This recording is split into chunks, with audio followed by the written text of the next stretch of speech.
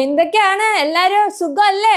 നമ്മുടെ ക്ലാസ് ഒക്കെ ഇങ്ങനെ പടിപടിയായിട്ട് കേറാട്ടോ. നമ്മൾ ഓരോ സെക്ഷൻസ് ആയിട്ട് ഇങ്ങനെ പഠിച്ച് നമ്മളെന്താ നല്ല മാർക്ക് മേടിക്കുമല്ലേ ക്രിസ്മസ് ആകുമ്പോഴേക്കും. നിങ്ങളുടെ അച്ഛലാ മിസ് എന്തിനാ വന്നേക്കെന്ന് അറിയാലോ നിങ്ങൾക്ക്. നമ്മൾ ഓരോ ഫിസിക്സിന്റെ നമ്മൾ 6th ചാപ്റ്റർ മുതൽ ഇങ്ങനെ താഴത്തേക്ക് ഇങ്ങനെ ഓരോ ചാപ്റ്റേഴ്സ് ആയിട്ട് ഇങ്ങനെ പഠിച്ചുകൊണ്ടിരിക്കുകയായിരുന്നു അല്ലേ. അപ്പോൾ ഇന്നത്തെ സെക്ഷനിൽ നമ്മൾ എന്താ പഠിക്കണമെന്ന് ഓർമ്മയുണ്ടോ? എന്താണ് ലാസ്റ്റ് സെക്ഷനിൽ പഠിച്ചത്? നമ്മൾ the world of colour and vision എന്ന് പറഞ്ഞ ചാപ്റ്റർ. ഏത്? ക്ലാസ് 10th 3rd ചാപ്റ്റർ അല്ലേ. എന്താണ്? The world of colour and vision എന്ന് പറഞ്ഞ ചാപ്റ്റർ ആട്ടോ. അപ്പൊ അതിലെന്താ നമ്മൾ പഠിച്ചത്? നമ്മൾ കളറിന്റെ വേൾഡിനെ കുറിച്ചാണ് പഠിച്ചത്. ഓരോ കളേഴ്സും അത് ഓറിയന്റഡ് ആയിട്ടുള്ള ഓരോ കാര്യങ്ങളിലും ഇങ്ങനെ നോക്കി സെറ്റാക്കി അല്ലേ. അതെ. അപ്പോൾ ഇന്ന് മിസ് അതിന്റെ കണ്ടിന്യൂഷൻ ആണ് പഠിപ്പിക്കുന്നത്. അപ്പൊ കഴിഞ്ഞ സെക്ഷനിൽ നമ്മൾ എന്താ പഠിച്ചത്? നമ്മൾ സ്കാറ്ററിങ് ഒക്കെ പഠിച്ചല്ലേ. നമ്മൾ ഫുൾ കളർഫുൾ ആയിട്ടുള്ള കാര്യങ്ങളാണ് പഠിച്ചത്. നമ്മൾ വിബ്ജിയോർ ലൈറ്റ് വന്ന് തട്ടുമ്പോൾ എന്തൊക്കെ സംഭവിക്കും, നമ്മൾ സ്കാറ്ററിങ്ങിനെ കുറിച്ച് പഠിച്ചു. Colour of transparent object and colour of opaque object, അതിനെക്കുറിച്ചൊക്കെ പഠിച്ചായിരുന്നു അല്ലേ. അപ്പോൾ ഇന്ന് നമ്മൾ പഠിക്കാൻ പോകുന്നത് കളേഴ്സ് ഓറിയൻറ്റഡ് ആയിട്ട് കുറച്ച് നമ്മൾ സ്കാറ്ററിങ്ങിൻ്റെ ഒരു ആപ്ലിക്കേഷൻ പോലെയാണ് നമ്മൾ കളറിൻ്റെ ആപ്ലിക്കേഷൻ ഓറിയൻറ്റഡ് ആയിട്ട് ടിൻറ്റൽ എഫക്റ്റ്, അത് കൂടാണ്ട് നമ്മൾ വേറെ കുറച്ച് കാര്യങ്ങൾ കൂടി പഠിച്ച് ഇന്നത്തോടെ നമ്മൾ ഈ world of colour and vision എന്ന് പറഞ്ഞ ചാപ്റ്റർ തീർക്കൂട്ടോ. അപ്പം എല്ലാവരും എക്സൈറ്റഡ് അല്ലേ? ക്രിസ്മസ് എക്സാം ആണെന്ന് പറഞ്ഞ് ആരും ടെൻഷൻ ഒന്നും അടിക്കണ്ട കേട്ടോ. എന്തിനാ ടെൻഷൻ അടിക്കുന്നത്? നമ്മൾ പതിയെ പഠിച്ച് നല്ല മാർക്ക് മേടിക്കും അല്ലേ. അതെ. അപ്പം മിസ് ഇങ്ങനെ കൂടുതൽ വാരി വലിച്ച് സംസാരിക്കൊന്നുമില്ല, നമുക്ക് കാര്യത്തിലേക്ക് അങ്ങോട്ട് കടക്കാം. എന്താണ് നമ്മൾ ഇന്ന് പഠിക്കാൻ പോകുന്നത്? മിസ് ഓൾറെഡി പറഞ്ഞല്ലേ, ടിൻറ്റൽ ഇഫക്റ്റ്. അപ്പോൾ ഇതേ നോക്കിയേ, നമ്മൾ എന്താ കഴിഞ്ഞ ക്ലാസ്സിൽ സ്കാറ്ററിങ്ങിനെ കുറിച്ച് പഠിച്ചല്ലേ. എന്താണ് സ്കാറ്ററിങ്? മിസ് പറഞ്ഞായിരുന്നു. ഇതൊരു എന്തെങ്കിലും സാധനം ആയിക്കോട്ടെ, ഇതിനകത്ത് എന്തുണ്ട്, കുറേ പാർട്ടിക്കിൾസ് ഉണ്ടല്ലേ. പാർട്ടിക്കിൾസ് ഇങ്ങനെ ഉണ്ട്. പാർട്ടിക്കിൾസ് മൂലം എന്ത് സംഭവിക്കുന്നു? ലൈറ്റ് വന്ന് തട്ടുന്നു. ലൈറ്റ് വന്ന് ഇങ്ങനെ വന്ന് വീഴുമ്പോഴേക്കും എന്ത് ചെയ്യും? ഇതിങ്ങനെ സ്കാറ്റർ ചെയ്ത് പോകും അല്ലേ. ഇങ്ങനെ സ്കാറ്ററിങ് തട്ടി ഇങ്ങനെ പോകും അല്ലേ. ഇതിനെയാണ് നമ്മൾ സ്കാറ്ററിങ് എന്ന് പറഞ്ഞത്. പാർഷ്യലി നമ്മൾ എന്തെങ്കിലും ലൈറ്റ്സ് ഇങ്ങനെ തട്ടിപ്പോണ കാര്യമാണ് നമ്മൾ പറഞ്ഞിട്ടുണ്ടായിരുന്നത്. അപ്പോൾ അതിൻ്റെ ആപ്ലിക്കേഷനാണ് ഇത്. നിങ്ങൾക്ക് അറിയാം എന്താന്ന്. നമ്മളിപ്പം ഭയങ്കര കാടുള്ള അല്ലെങ്കിൽ ഒരു നല്ലൊരു കാടുള്ള ഒരു സ്ഥലത്ത് പോയിട്ട് ഇങ്ങനെ നടക്കുക. അപ്പോൾ ഒരു ലൈറ്റ് പെട്ടെന്ന് അവിടെ ഫുള്ള് ഇരുട്ടായിരിക്കും, പക്ഷെ ആ ഇലകളുടെ ഇടയിൽ കൂടി ഇങ്ങനെ ലൈറ്റ്സ് വന്ന് വരുമ്പോൾ നമ്മൾ ആ ലൈറ്റിൻ്റെ പാത്ത് നമുക്ക് നല്ല ക്ലിയർ ആയിട്ട് കാണാൻ പറ്റുമോ അല്ലേ. ഇല്ലേ, ഞാൻ വേണമെങ്കിൽ ഫോട്ടോ കാണിച്ചു തരാം. കണ്ടോ, ഇതാണ് ഒരു ലൈറ്റ് അല്ല, സോറി, ഇതൊരു സൊല്യൂഷനാണ്. സൊല്യൂഷനിലേക്ക് എന്ത് ചെയ്തു? ലൈറ്റ് വന്ന് തട്ടുമ്പോൾ നമുക്ക് നോക്കി ആ സൊല്യൂഷൻ്റെ പാത്ത് നമുക്ക് നല്ല ക്ലിയർ ആയിട്ട് കാണാൻ പറ്റുമല്ലോ. എന്താണ് ആ പാത്ത് നല്ല ക്ലിയർ ആയിട്ട് കാണാൻ പറ്റും. അതേപോലെ മിസ് എക്സാമ്പിൾ പറഞ്ഞത് ഇതാണ്. ഇത് നോക്കിയേ, നല്ല കാടുള്ള ഒരു സ്ഥലം, നല്ല കാടാണ്. ആ കാട്ടിലൂടെ ഇങ്ങനെ നടന്നു നോക്കുക. പക്ഷെ നമുക്ക് മനസ്സിലാകും ഇങ്ങനെ ലൈറ്റ് സൂര്യപ്രകാശം വന്ന് ഇങ്ങനെ തട്ടി നമ്മളിങ്ങനെ നോക്കുമ്പോൾ ലൈറ്റിൻ്റെ ഇങ്ങനെ പാത്ത് നല്ല ക്ലിയർ ആയിട്ട് കാണും അല്ലേ. നമ്മൾ സൺകിസ്റ്റ് എന്നൊക്കെ പറഞ്ഞ ഓരോ ഫോട്ടോസൊക്കെ ഇങ്ങനെയൊക്കെ പിടിച്ച് ഫോട്ടോസൊക്കെ എടുക്കാറുണ്ട്. എല്ലാവർക്കും അറിയാലോ, അതൊക്കെ ഫേമസ് ആണ്. ഇപ്പോൾ പെൺപിള്ളേരാണെങ്കിലും ആൺപിള്ളേരാണെങ്കിലും ഐ തിങ്ക് ഈ ഫോട്ടോസിലൊക്കെ പെൺപിള്ളേർക്കാണ് കൂടുതൽ ക്രേസ്. ഓക്കെ. അപ്പം അവിടെയൊക്കെ ഇതിനെയാണ് ടിൻറ്റൽ ഇഫക്റ്റ് എന്ന് പറയുന്നത്. അപ്പോൾ നമുക്ക് എക്സ്പ്ലെയിൻ ചെയ്ത് പറയാം. The path of light can be clearly seen due to the scattering of light when it passes through a suspension. Similarly, in winter, the path of the light through the gaps of the branches of tree can be seen clearly due to scattering. അപ്പോൾ നമ്മൾ നോക്കും നമുക്കൊരു നല്ല photo കിട്ടാൻ മതി എന്ന് പറഞ്ഞാൽ നമ്മൾ സൺകിസ്റ്റ് എന്നൊക്കെ പറഞ്ഞിങ്ങനെ പാത്ത് ഓഫ് ലൈറ്റിൽ ഇങ്ങനെ വന്ന് ഫോട്ടോസൊക്കെ എടുക്കും അല്ലേ. പക്ഷെ അവിടെ ശരിക്കും നടക്കുന്ന പ്രക്രിയ എന്താ? നമ്മുടെ സ്കാറ്ററിങ് ആണ്. അതായത് നമുക്കറിയാം നമ്മുടെ അറ്റ്മോസ്ഫിയറിൽ ഇങ്ങനെ പാർട്ടിക്കിൾസ് ഉണ്ട്. സസ്പെൻഷൻ എന്ന് വെച്ച് കഴിഞ്ഞാൽ നമ്മൾ പാർട്ടിക്കിൾസ് ഇങ്ങനെ പാർട്ടിക്കിൾസിൽ അല്ലെങ്കിൽ കൊളൈഡൽ ഫോം എന്നൊക്കെ പറയാം. നമ്മൾ സ്കാറ്ററിങ് എക്സ്പെരിമെൻറ്റിൽ പഠിച്ചായിരുന്നില്ലേ, ഓരോ പാർട്ടിക്കിൾസ് ഇങ്ങനെ കൊളൈഡൽ ഫോമായിട്ട് ഇത് അതിൽ ലൈറ്റ് വന്ന് തട്ടുമ്പോഴാണ്. അപ്പോൾ ആ പാർട്ടിക്കിൾസ് നമുക്ക് നീക്കഡ് കൊണ്ട് കാണാൻ പറ്റുന്ന രീതിയിലായിരിക്കും നമ്മുടെ പാർട്ടിക്കിൾസ് ഉണ്ടാവുക. ആ പാർട്ടിക്കിൾസിൽ വന്ന് ലൈറ്റ് വന്ന് തട്ടുമ്പോൾ എന്ത് സംഭവിക്കുന്നു? സ്കാറ്ററിങ് സംഭവിക്കുന്നു. നമുക്കറിയാം നമ്മുടെ വൈറ്റ് ലൈറ്റ്സിൽ പലതര ലൈറ്റ്സ് ഉണ്ട്, 7 വിബ്ജിയോസും ഉണ്ട്. ആൻഡ് സ്റ്റിൽ എല്ലാ ലൈറ്റ്സും കൂടി വന്നുകൊണ്ടാണ് നമുക്കത് വെള്ളമായിട്ട് തന്നെ കാണുന്നത്. അപ്പോൾ ഇങ്ങനെ വന്ന് തട്ടുമ്പോൾ എന്താ സ്കാറ്ററിങ് സംഭവിക്കുന്നു അല്ലേ? എന്താ സ്കാറ്ററിങ് സംഭവിക്കുന്നു. ആ സ്കാറ്ററിങ് മൂലമാണ് നമുക്ക് എന്താ ലൈറ്റിൻ്റെ പാത്ത് നല്ല ക്ലിയർ ആയിട്ട് കാണുണ്ടാവുക. അത് തന്നെയാണ് നമ്മളിപ്പോൾ ആദ്യത്തെ ആ ബ്ലാക്ക്, അതായത് വെള്ളത്തിലേക്ക് നമ്മൾ ലൈറ്റ് അടിക്കുമ്പോൾ ആ പ്രക്രിയ തന്നെയായിരുന്നു. അതേപോലെ തന്നെ നമ്മളിപ്പോൾ ഒരു എന്താണ് നമ്മൾ ഒരു ബ്രാഞ്ച് ഓഫ് ട്രീസിൽ കൂടി ഇങ്ങനെ ലൈറ്റ് വരുമ്പോഴും എന്തായിരുന്നു സ്കാറ്ററിങ്. മീൻസ് പറഞ്ഞാൽ മനസ്സിലായെന്ന് വിചാരിക്കുന്നു. അതായത് നമുക്കറിയാം നമ്മുടെ അറ്റ്മോസ്ഫിയറിൽ പാർട്ടിക്കിൾസ് ഒക്കെ ഉണ്ട്. ആ പാർട്ടിക്കിൾസിലേക്ക് ലൈറ്റ് വന്ന് തട്ടുമ്പോൾ എന്ത് സംഭവിക്കുന്നത്? സ്പ്ലിറ്റ് ചെയ്ത് ഇങ്ങനെ പല പല ഡയറക്ഷനിൽ പാർഷ്യലി ആയിട്ടും ഫുള്ളി ആയിട്ടും സ്കാറ്ററിങ് ചെയ്തു പോകുന്നു. ആ പ്രോസസ്സാണ് സ്കാറ്ററിങ് എന്ന് പറയുന്നുണ്ടാവുക. അപ്പോൾ നിങ്ങൾക്ക് മനസ്സിലായല്ലോ. അപ്പോൾ when the light passes through a colloidal liquid or suspension, they get scattered, causing tiny particles to become illuminated and make the path of light visible. This phenomenon is called the Tyndall effect. കണ്ടോ? അപ്പോൾ നമുക്കറിയാം colloidal particles ഇങ്ങനെ particles ആയിട്ട് ഇങ്ങനെ particles ഉണ്ട്. Light വന്ന് വീഴുന്നു, scattering സംഭവിക്കുന്നു. നമുക്കത് ഇലുമിനേറ്റ് ചെയ്ത് കാണാൻ പറ്റും. നമുക്കിപ്പോൾ ഒരു സ്ക്രീനൊക്കെ വെച്ച് കഴിഞ്ഞാൽ നമുക്ക് അവിടെ കാണാൻ പറ്റും ലൈറ്റ് വന്ന് ഇങ്ങനെ കിടക്കാന്നുള്ളത്. അപ്പോൾ ഇലുമിനേറ്റഡ് ആയിട്ട് ഇങ്ങനെ കിടക്കുന്നു. അപ്പോൾ ആ ഫിനോമിന, അപ്പോൾ നമുക്ക് ആ ലൈറ്റിൻ്റെ പാത്തിനെ ക്ലിയർ ആയിട്ട് കാണാൻ പറ്റുന്നതിന് അതിനെ പറയുന്നതാണ് എന്ത്? ടിൻറ്റൽ ഇഫക്റ്റ് എന്ന് പറയുന്നത്. അപ്പോൾ നിങ്ങൾക്ക് ടിൻറ്റൽ ഇഫക്റ്റ് എന്താണെന്ന് മനസ്സിലായല്ലോ. ഒന്നുമില്ല, നമുക്ക് ചോദിച്ചു കഴിഞ്ഞാൽ എന്താ, സ്കാറ്ററിങ് മൂലം നമുക്ക് ലൈറ്റ് എന്താ ഇലുമിനേറ്റ് ചെയ്ത് കാണാൻ പറ്റും.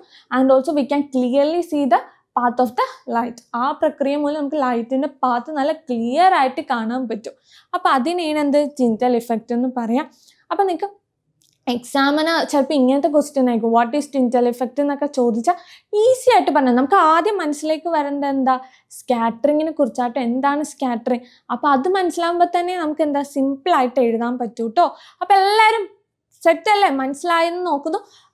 അതുമാത്രമല്ല, നിങ്ങൾക്ക് എന്തെങ്കിലും ഡൗട്ട്സ് അല്ലെങ്കിൽ എന്താ മിസ് പറഞ്ഞതിൽ എന്തെങ്കിലും നിങ്ങൾക്ക് ക്ലാരിഫിക്കേഷൻ വേണമെങ്കിൽ നിങ്ങൾ എന്ത് ചെയ്യണം? കമൻറ്റ് ബോക്സിൽ ഇടണം കേട്ടോ. മിസ് എന്തായാലും അതിന് റിപ്ലൈ തരുന്നതായിരിക്കും കേട്ടോ. ഓക്കെ, അപ്പം നമ്മൾ ടിൻറ്റൽ ഇഫക്റ്റ് കഴിഞ്ഞു. പിന്നെ ഇനി മെയിനായിട്ട് നോക്കേണ്ട ഒരു കാര്യം എന്ന് വെച്ചാൽ പിന്നെ ഒരു കാര്യം കൂടി ഉണ്ട്. The intensity of scattering depends on the size of the particle in the colloid. As the size of the particle increase, the intensity of scattering increase. ഇത് മീൻസ് ഓൾറെഡി കഴിഞ്ഞ സെക്ഷനിൽ പറഞ്ഞതാണെങ്കിൽ കൂടി നമുക്കിവിടെ പറയാം. നമ്മൾ സ്കാറ്ററിങ് പ്രോസസ്സിൽ സോഡിയം തയോസൾഫേറ്റ് ഇട്ടു, അത് കഴിഞ്ഞ് ഹൈഡ്രോക്ലോറിക് ആസിഡ് ഇട്ടു. അപ്പോൾ ആദ്യം മിസ് പറഞ്ഞായിരുന്നു അവിടെ എന്താണ് പാർട്ടിക്കിൾസ് വളരെ കുഞ്ഞു പാർട്ടിക്കിൾസ് ആയിരിക്കും എന്ന് മിസ് പറഞ്ഞായിരുന്നു. പക്ഷെ കുറച്ച് നേരം കഴിയുമ്പോൾ ആ ടൈം ഡ്യൂറേഷൻ മാറുമ്പോൾ അവിടെ എന്ത് ചെയ്യും? പാർട്ടിക്കിൾസിൻ്റെ സൈസിന് വ്യത്യാസം വരുന്നു എന്ന് പറഞ്ഞു. അപ്പോൾ ആദ്യം നമ്മൾ സ്കാറ്ററിങ് ചെയ്യുമ്പോഴേക്കും നമുക്ക് ബ്ലൂ ലൈറ്റ്സ് ഒക്കെ ബ്ലൂ വയലറ്റ് ആ ഒരു ഫോമിലായിരുന്നു. പക്ഷേ സൈസ് കൂടിയപ്പോഴും സ്കാറ്ററിങ് കൊണ്ട് കാരണം ആ ലിക്വിഡ് നല്ല ബ്ലൂവും വയലറ്റ് കളറിലേക്ക് ഫോം ചെയ്തു. അപ്പോൾ സൈസ് കൂടുമ്പോൾ നമ്മുടെ പാർട്ടിക്കിൾസിൻ്റെ സൈസ് ഇങ്ങനെ കൂടുമ്പോൾ സ്കാറ്ററിങ് എന്ത് ചെയ്യുന്നു? നല്ല രീതിക്ക് കൂടുന്നു. എന്താണ്? സ്കാറ്ററിങ് നല്ല രീതിക്ക് കൂടുന്നു. പക്ഷേ പാർട്ടിക്കിളിൻ്റെ സൈസ് കുറവാണെങ്കിൽ എന്ത് ചെയ്യും? സ്കാറ്ററിങ് അത്ര നല്ലോണം ഉണ്ടാവില്ല. പക്ഷെ പാർട്ടിക്കിളിൻ്റെ സൈസ് കൂടും. നമുക്ക് ആലോചിച്ചാൽ മതി, ഇപ്പം നമ്മൾ ഒരു ബോർഡ്, ആ ബോർഡിൽ കുറേ സാധനങ്ങൾ ഇങ്ങനെ ഡിസ്റ്റർബ് ചെയ്തിട്ട് വെച്ചേക്കാം. അതായത് ഇതൊരു ബോർഡാണ്. ഇവിടെ ഞാൻ ഒരു കമ്പ് വെച്ചു, ഇവിടെ ഒരു കമ്പ് വെച്ചു, ഇവിടെ കമ്പ് വെച്ചു, ഇവിടെ വെച്ചു. ഞാൻ കുറേ ബോൾസ് ഇങ്ങനെ ഇടാം. ബോൾസ് ഇടുമ്പോഴേക്കും നമ്മളിങ്ങനെ പോകും. എന്നുവെച്ചാൽ ഓൾമോസ്റ്റ് അവിടെ സ്പേസ് കുറവാണ്, കൂടുതലാണ്. കാരണം എന്താ? അവിടെ കുറേ ഗ്യാപ്പ് ഉണ്ടല്ലേ. പക്ഷെ ആ സ്പേസിലേക്ക് ഞാൻ വേറൊരു വെച്ചു, അതിനകത്ത് നിറച്ചും ഇങ്ങനെ പാർട്ടിക്കിൾസ് ഇങ്ങനെ വെച്ചേക്കാം. അപ്പം ഈ ബോൾസിന് ഇതിൻ്റെ ഉള്ളിൽ കൂടി പോകാനായിട്ടുള്ള ചാൻസസ് വളരെ കുറവായി. കാരണം നമ്മൾ 10 എണ്ണം ഇട്ടാൽ ഒരെണ്ണം പോയി, ചിലപ്പോൾ അത് കഴിഞ്ഞ് രണ്ടാമത്തെ പോകും. അങ്ങനെ കുറേ നേരം എടുത്തിട്ടേക്കാം. അപ്പം പാർട്ടിക്കിൾസിൻ്റെ സൈസ് കൂടുമ്പോഴും എന്ത് സംഭവിക്കും? സ്കാറ്ററിങ് എന്തായിരിക്കും? നല്ല രീതിക്ക് കൂടും കേട്ടോ. അപ്പം എന്താണ് നമ്മൾ നോക്കേണ്ടതെന്ന്? As the size of the particle increase, the intensity of scattering increase. അതാണ് നമ്മൾ അറിഞ്ഞിരിക്കേണ്ടത്. പാർട്ടിക്കിൾസിൻ്റെ സൈസ് കൂടുമ്പോൾ നമുക്കറിയാം, സൈസ് കൂടിക്കഴിഞ്ഞാൽ എന്ത് സംഭവിക്കും? സ്കാറ്ററിങ് നല്ല രീതിക്ക് കൂടും. അപ്പോൾ സൈസ് ഇങ്ങനെ കൂടിക്കഴിഞ്ഞാൽ സൈസ് ഇങ്ങനെ കൂടിക്കഴിഞ്ഞാൽ നല്ല രീതിക്ക് അവിടെ സ്കാറ്ററിങ് ഇങ്ങനെ ചറപറാന്ന് പറഞ്ഞ് ഇങ്ങനെ സ്കാറ്ററിങ് ചെയ്തുകൊണ്ടിരിക്കും കേട്ടോ. അപ്പം നിങ്ങൾക്ക് മനസ്സിലായില്ലേ? അപ്പോൾ സൈസും എന്ത് ചെയ്യുന്നു? പാർട്ടിക്കിളിനെ സ്കാറ്ററിങ്ങിനെ ഡിപ്പെൻഡ് ചെയ്യണം. അതേപോലെ നമ്മൾ ഓൾറെഡി കഴിഞ്ഞ സെക്ഷനിൽ പറഞ്ഞു, വേവ് ലെങ്ത്തും എന്ത് ചെയ്യുന്നു?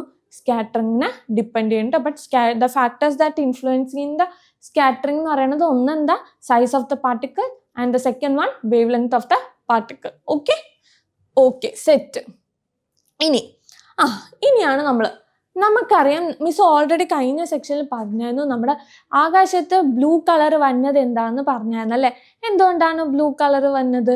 നമ്മൾ പറഞ്ഞല്ലേ, നല്ല നമ്മുടെ ലൈറ്റ്സ് ആകാശത്തേക്ക് ഇങ്ങനെ ലൈറ്റ്സ് വന്ന് വീഴുന്നു, ആകാശത്ത് നിറച്ച അറ്റ്മോസ്ഫിയർ പാർട്ടിക്കിൾസ് ഉണ്ടാകും. അപ്പോൾ എന്താ വേവ് ലെങ്ത് കുറഞ്ഞത് ഏതാണ്? നമ്മുടെ വേവ് ലെങ്ത് കുറഞ്ഞത് ബ്ലൂ അല്ലേ. ആ ബ്ലൂവും വയലറ്റ് ഒക്കെ അല്ലേ. അപ്പോൾ അതെന്ത് ചെയ്യും? നല്ല രീതിക്ക് സ്കാറ്ററിങ് ചെയ്യും. വേവ് ലെങ്ത് കൂടിയ റെഡ് ഓറഞ്ച് എന്ത് ചെയ്യും? ആ പാർട്ടിക്കിൾസിൻ്റെ ഇടയിൽ കൂടി എങ്ങനെ പോകും? സ്കാറ്ററിങ് ചെയ്യാണ്ട് പോകും. നമ്മുടെ വയലറ്റ്, ബ്ലൂ, ഇൻഡിഗോ ഒക്കെ എന്ത് ചെയ്യും? പാർട്ടിക്കിൾസിന് തട്ടി സ്കാറ്ററിങ് ചെയ്ത് നമ്മുടെ ആകാശത്ത് ഫുള്ളും എന്താകും? ബ്ലൂ കളറാകും അല്ലേ.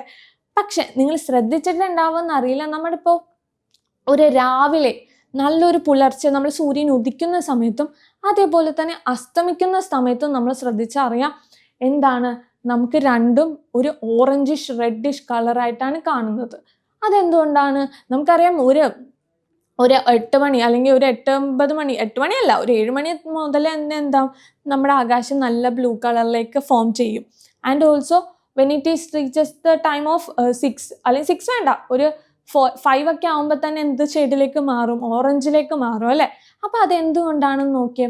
ഇപ്പം നമുക്കറിയാം നമ്മുടെ ഉച്ച സമയത്ത് ന്യൂൺ ടൈമിൽ നമ്മൾ നമ്മുടെ ഇത് എർത്തിലാണ് നിൽക്കുന്നത്. ഈ എർത്തിൽ നിന്ന് മൂണിലേക്കുള്ള ഡിസ്റ്റൻസ് എന്താ? വളരെ കുറവാണ്. എന്താണ്? ഡിസ്റ്റൻസ് വളരെ കുറവാണ്. പക്ഷേ ഈവനിങ്ങും മോർണിംഗും ആകുമ്പോൾ ഡിസ്റ്റൻസ് എന്തായിരിക്കും? നല്ല രീതിക്ക് കൂടുതലായിരിക്കും. എന്താ? ഡിസ്റ്റൻസ് നല്ല രീതിക്ക് കൂടുതലായിരിക്കും. അപ്പം ഡിസ്റ്റൻസ് കൂടുമ്പോൾ നമുക്കറിയാം വേവ് ലെങ്ത് ഡിസ്റ്റൻസ് കൂടുമ്പോഴേക്കും അവിടെ നിന്ന് വന്ന ലൈറ്റ് എന്തായിരിക്കും? നമുക്കറിയാം വൈറ്റ് ലൈറ്റ് ആയിരിക്കും. പക്ഷെ അതിലുള്ള ബ്ലൂ, വയലറ്റ്, ഇൻഡിഗോ ഒക്കെ എന്ത് സംഭവിക്കും? സ്കാറ്റർ ചെയ്ത് പോകും.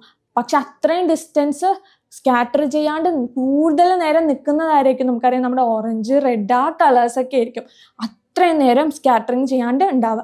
അതുകൊണ്ടാണ് അവർ സ്കാറ്റർ ചെയ്യാണ്ട് നമുക്ക് മാക്സിമം നമ്മുടെ കണ്ണിലേക്ക് എത്തണത് ഏത് കളേഴ്സായിരിക്കും? റെഡും ഓറഞ്ചും ഒക്കെ ആയിരിക്കും. അതുകൊണ്ടാണ് നമ്മൾ എന്ത് കാണുന്നത്? മോർണിംഗും ഈവനിങ്ങും എന്ത് കാണുന്നത്? നമ്മൾ റെഡ് കളറും അല്ലെങ്കിൽ ഓറഞ്ച് കളേഴ്സൊക്കെ കാണുന്നുട്ടോ.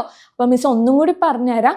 അതായത് നമുക്കറിയാം രാവിലെ അല്ലെങ്കിൽ ഒരു ന്യൂൺ ടൈം ഒക്കെ ആകുമ്പോൾ നമുക്കറിയാം നമ്മുടെ ന്യൂൺ ടൈമിലാകുമ്പോൾ സൂര്യനും നമ്മളെ ഭൂമിയിൽ നോക്കുന്ന ഡിസ്റ്റൻസും നമ്മുടെ തലക്ക് മുകളിലാണെന്നാണ് നമ്മൾ പറയാം അല്ലേ.